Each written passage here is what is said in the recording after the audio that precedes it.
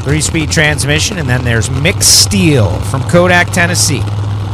Former top alcohol dragster, injected nitro dragster racer. Breaking out the A-Fuel funny car. Rick Hickman as the crew chief. Coming in off strong performance out there at Maple Grove Raceway, the House of Chaos. Going to keep it going. The whole first half of the season was spent testing and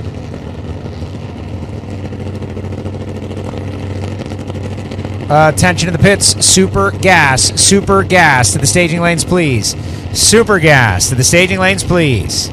Super gas eliminations. .90 cars. 990. Super gas to the lanes. But Mick Steele was working on the tune-up. They brought it out to Maple Grove. They had themselves a very strong performance. This is the first season of these style cars, and you look down out there, you can see there's a visible difference. The body is considerably bigger. That is a Big Show Camping World Series funny car body. That is a Mustang body. The injected nitro combination, similar to what you see in the Lucas Oil top alcohol dragsters. Super gassed. Sit tight. Reverse that last order that we gave you 10 seconds ago. Super gas, do not come. Super gas, do not come. Cylinder out for Mick Steele, hanging tough with Brian Hough. Mick Steele knocks down 3 blocks. Got right across the center line as a hole was out, and I think maybe a new experience for Mick Steele as that thing drove right over the center line. 580 for Brian Hough, as Brian Hough only has 179 miles an hour, just kind of an ugly run all over. Once again, while it's quiet, super gas, stand pat.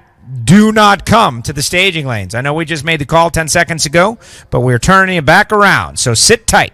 Super gas. We will update you later. Look at Brian Hough.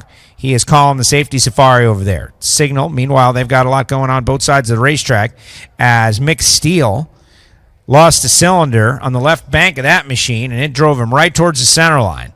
And there is a whole lot of learning curve going on that team, just with the new combination, new body style, new everything.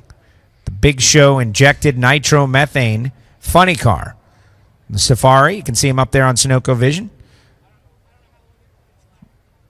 Maybe putting out a little fire on Brian's machine. Brian Hough did get the win with a 580 at 179 miles an hour. Not a stellar run by any means, but good enough to get the job done, as Mick Steele had a 109.60 foot. The thing was just not running, but Mick, using the opportunity to get every ounce of data and figure out the tune-up a little bit more, legged it out. And when the thing started dropping cylinders, it pushed him right over the center line. So we're going to glue down some blocks. We got a lot to do. Hopefully Anders has already advanced. He will run Brian Hough in the next round of racing. We'll have lane choice. Sean Bellemere going to be next out. Going to have a competition single. We're scheduled to run Fred Tigas. Fred unable to answer the call after yesterday's fire with his funny car. And so Bellemere going to advance on a competition single to the second round of racing, where he earns a bye run.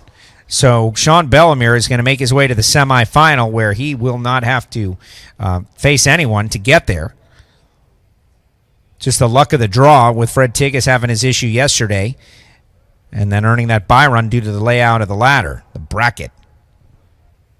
Hopefully Anders got a competition single against Melinda King. Brian Hough advanced over Mick Steele. Those two will run. And the winner of that will run Sean Bellemere. So at some point, it's going to get tough for Sean Bellemere. It's going to have to run through somebody. Other side of the ladder, DJ Cox is going to run Bill Naves. Phil Evans is going to run Bob McCosh. And that side of the ladder chart going to have a bye run into the final. So we are pushing the Johnny Lindbergh-tuned machine of Brian Hough. Got Lucas Oil and Rad Torque and Ram Trucking and Oregon Motor Coach and Cascade Trailer Sales and NGK all helping out with that Chevrolet Camaro. And they're going to turn the corner on the top end of the racetrack, and then we'll be able to finish up with our blocks. Yeah, that was unfortunate for Mick by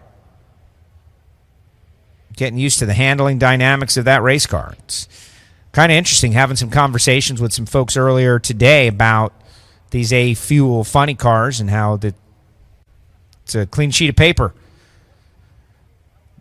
the parts and pieces and everything for these machines. For people who are building them and want to burn a little nitro but have a funny car body, it's an interesting and new challenge.